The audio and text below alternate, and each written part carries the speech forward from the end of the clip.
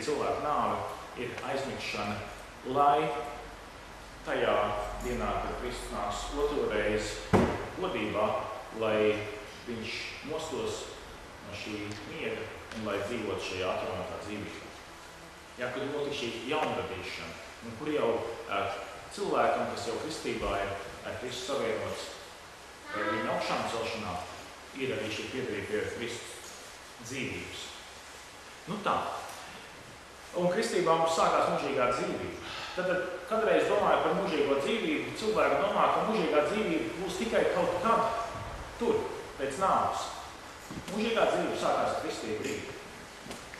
Mūžīgā dzīvība sākās jau ar kristību brīdi, tad, kad mēs esam savienoti ar mūžīgo Kristu, ar Dievu, kurš ir mūžīgs.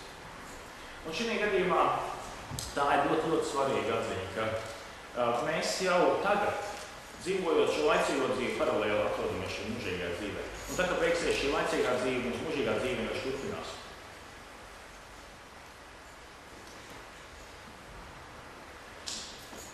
Ja mēs kādreiz domājam par to, vai vajag kristīt bērniņus, vai vajag kristīt tikai pieaugušos, tad izejot no visu iepriekš teiktā par to, ka gan bērnā, gan pieaugušajā ir šī grēka daba, kurai ir jātop dziedētāji un viņam ir jāiemanto šī jaunā daba, savu kristību. Ir skaidrs to, ka jākrist ir jau mazbērniņš.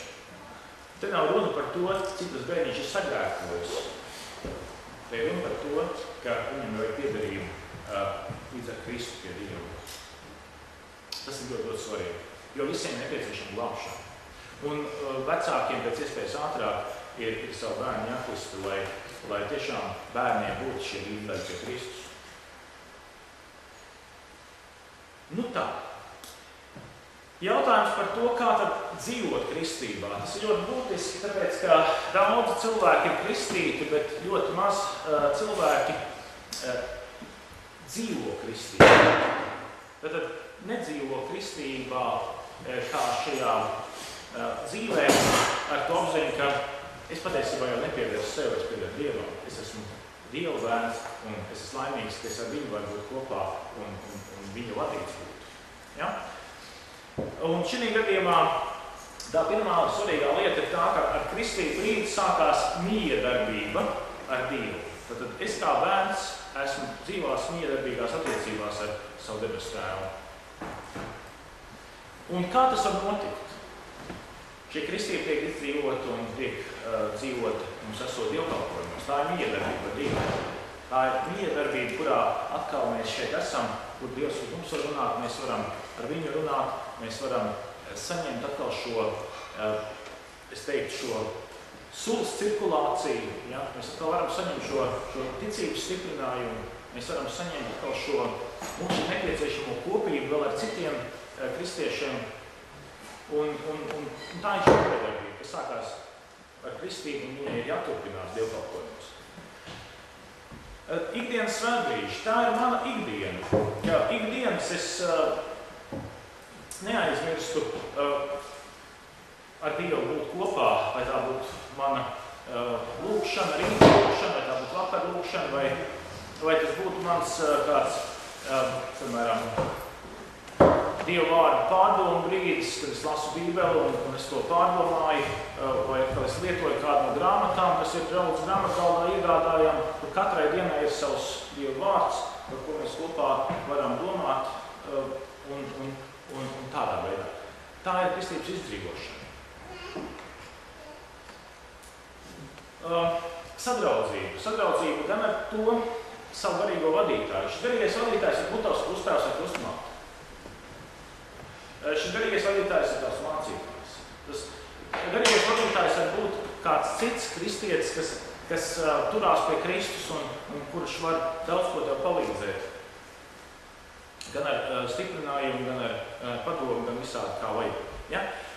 Un ļoti svarīgi arī citi kristieši. Ļoti svarīgi ir tas, ka tu nepaliec viens pats kā atsevišķs indivīds, jo kā arī mēs runājam par miesu, kā par ķermeni, ja? Tad kristīgā baznīca ir kā šie Kristus miesa, ja ķermenis. Un es nevarētu iedomāties, kā tas varētu būt, ka ja, piemēram, man alus, kas piederīga pie maņa ķermeņa, piemēram, atrastos no manis kaut kur saurup kādā kolbā ar šķidrumu, un viņi varētu teikt, es joprojām piedaru vēl pie uģa. Es zinu, ka tā ir mana alus, bet viņi nepieder pie manis, jo viņi ir kaut kur nosmalāts. Tāpat arī ar kristiešiem. Ja viņi kaut ko saka, es esmu kristīts, iesvētīts, es esmu salauzāts, bet viņi nav šajā kopībā, tad viņi ir kā šie, es teiktu, nocirstie, nogrieztie, locekļi, kas kaut kur izmētāti pasaulē. Un patiesībā Dievs Svētais Gars aicina kopā, lai mēs esam kopā. Kopā svinam dievkalpojumu, kopā svinam savus priekus, kopā svinam savus bērnus, kopā turamies. Nu tā. Un šajā gadījumā Kristus nopelns dod šo iedrošinājumu cilvēkam, kuru ir grēks nobiedējis. Ja? Jo kristība patiesībā neko īpaši nenozīmē cilvēkam, kurš īstenībā neuzskata, ka viņam ir vajadzīga tāda piedošana. Ja? Tas, ko es jums saku tagad, varbūt liekas pilnīgi nenozīmīgas lietas, ja tev liekas, ka tu esi vispareizākais cilvēks uz pasaules. Jo patiesībā kristība ir vajadzīga mūsu glābšanai. Un ja cilvēks nesaprot, ka viņš vispār ir vajadzīgs, ka viņu vajag glābt, viņam ne dievkalpojums ir nozīmīgs, arī kristība ir nozīmīga. Un ļoti daudz tādu cilvēku, kas saka, kaut kad jau vajadzētu to bērnu nokristīt, vai kaut kad jau to dievkalpojumu vajag aiziet, bet viņš nesaprot, ka tas ir viņa dzīvības vai nāves jautājums, viņš tur neiet. Viņš ies tikai tad, kad viņam būs laiks, bet tad, kad viņš saprot, ka tas ir vai nu būt vai nebūt jautājums, tad viņš skrieš vien uz to, lai pēc iespējas ātrāk varētu nokristīties, pēc iespējas ātrāk varētu iekļauties draudzē un būt dievkalpojums. Ja šeit piepēši visi latvieši saprast šo lietu, mums vajadzētu meklēt ļoti lielu katedrāli, lai varētu satilpināt vienā svētdienā visus gribētājus, būt kristīgi, būt glābti. Nu tā. Šī gadījumā kristītajiem, bet kristību dāvanu nelietojušajiem ir zuduši šī saikne. Tātad tie, kuri ir savā laikā piepotēti pie šī koka, bet pēc tam viņi ir izkrituši vai vienkārši nav laiduši, ka šī suga cirkulē ar viņu dzīvi un viņi var dzīvot kā zari, vienkārši tur atrodās tikai kā nokautuši zari. Un tad ir cilvēks, var uzrādīt varbūt savu kristību apliecību, bet viņš nevar uzrādīt savu glābšanu Kristu. Un tas ir ļoti, ļoti svarīgi, ka ja mums ir šī kristība notikusi, ka mēs saprotam, ka tas ir tikai sākums visam tālākajam un iedarbībai. Ja mēs runājam tālāk par to, kā dzīvot kristībā, ar kristību brīdi sākās aktīva cīņa ar mūsu veco dabu, ar sātanu un grēku mūsos. Respektīvi, kristību brīdi nevienam cilvēkam nav solīts mierīgs dienas, jo ar kristību brīdi tu patiesībā esi apņēmies peldēt pēc trauma. Tu esi apņēmies darīt to, ko dabīgi tavu dabu gribētu darīt. Tu esi nostājies kara stāvoklī pret šo eņģeli, ko mēs saucam par sātanu, un tu vari rēķināties arī ar dažādiem uzbrukumiem, kas var tavā dzīvē ienākt. Jo kādreiz tas teiciens, ka savējos nesit, ja? Kādreiz ir tā, ka kamēr tu neesi kristietis, varbūt tevi pret sātans vairāk liek mieru. Un tad, kad cilvēks uzdrošinās atteikties no sātana, no visiem spēkiem, kas ir Dievs atceļās, kas ir kristībā. Kristībā ir šis solījums, ne? Es jautāju, bet tu atsaki sātanam un visiem spēkiem, kas atceļās pret Dievu. Un kristānais saka, es atceļu. Pēc tam, kad es uzdrošinājos atteikt šim ļaunumu garām, viņš ir samītots. Un viņa niknuma nav jābaidās. Tāpēc tā kristība brīdi mēs piederam Dievam, kurš ir stiprāks un stāv pāri šim eņģelim, ko sauc par Sātanu. Bet posts ir tad, ja mēs savā dzīvē aizejam prom no Kristus, tad gan ir tā, ka Sātans būs atcerējies to, ka mēs esam reiz no viņa atteikušies un būs ļoti par to iepriecināts, viņš varēs mani iznīcināt pilnībā.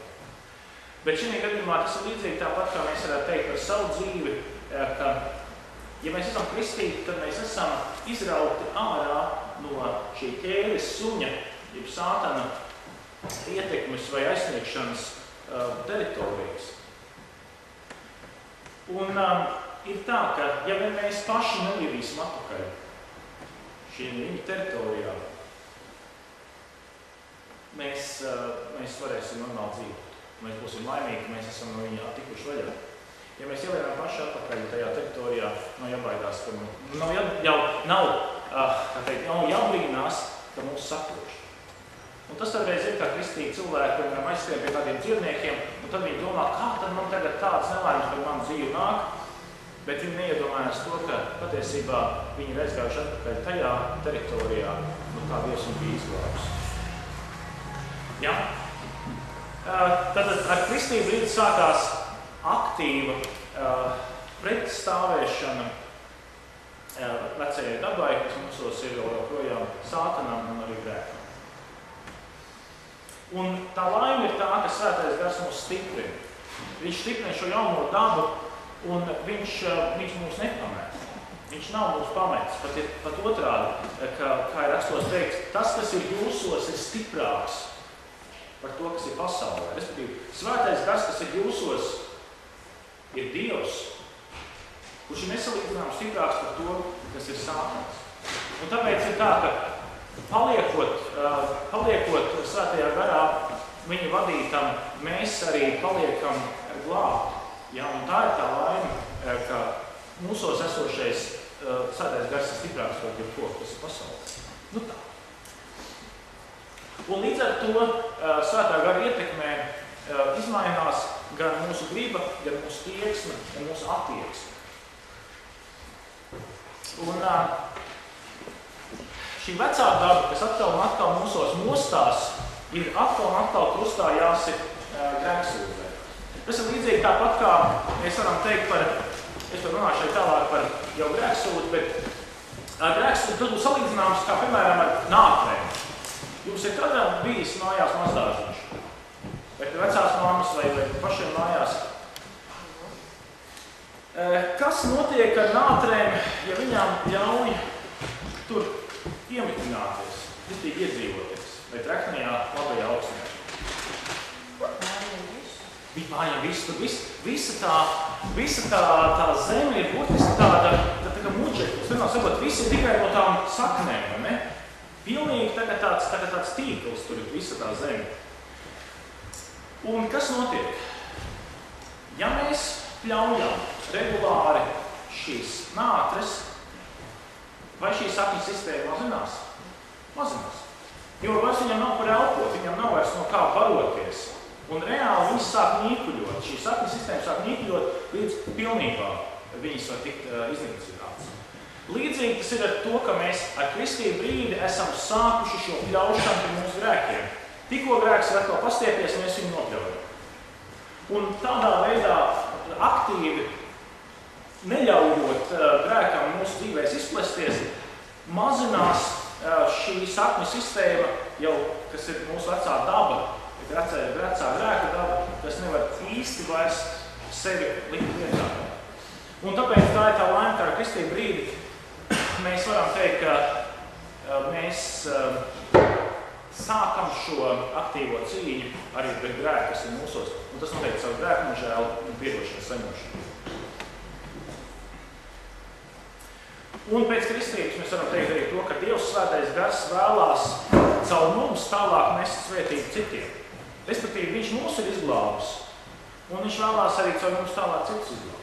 Viņš negrib, ka tikai mums paliek un apstājās šī svētība un piedošana un glābšana, viņš vēlās, ka tas ir tālāk. Un tas ir dabīgi, ka mēs kā Dieva bērni darbojamies savu tēvu lietās. Tāpat kā Kristus savā laikā teica, bet jūs nezināt, ka man jādarbojās savu tēvu lietās. Tas ir dabīgi, ka mēs kā kristīti cilvēki, mēs kā kristieši darbojamies tajā, kas ir Dieva darbs, kas ir pestīšanas darbs. Un šī gadījumā mēs jau varam runāt par svētā gara dāvanām. Un jebkuram kristītajam cilvēkam ir vismaz viena svētā gara dāvana, lai caur to Dievs kā caur kanālu, kā caur avotu tālāk nestu svētību citiem cilvēkiem. Un mēs, kā kristīgi cilvēki, darām visu un izmantojam jebkuru resursu, kas ir mūsu ziņā, lai tikai šis Dieva darbs un Dieva žēlstība iet tālāk. Mēs izmantojam savu laiku, mēs ziedojam savus naudas līdzekļus, mēs dodam savu māku, savu prasmi, mēs darbojamies ar visu, kas mums ir, lai tikai šis Dieva darbs iet plašumā. Nu, lūk, tas ir par kristību. Nākamajā tēmā mēs runāsim par atslēgu varu, un Viki